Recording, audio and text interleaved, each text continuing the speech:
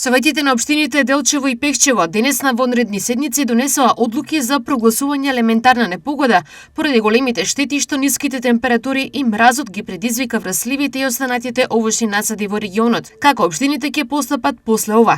Најпрви никако општина треба да формира комисии кои што ќе биде на терен, ќе направи утврдување на самата штета, потоа треба да се направи елаборат со вештачење и овој елаборат секако да биде доставен до сите надлежни институции кои што потоа треба и да извршат процентуално обештетување на самата штета.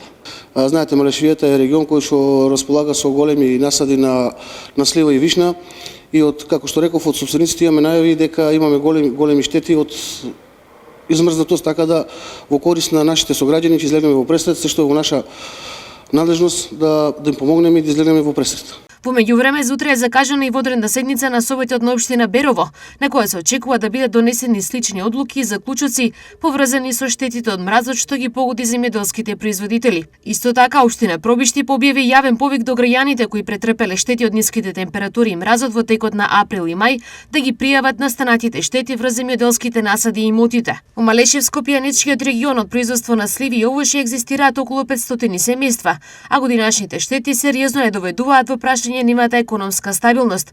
Производителите очекуваат брза реакција и конкретни мерки за поддршка.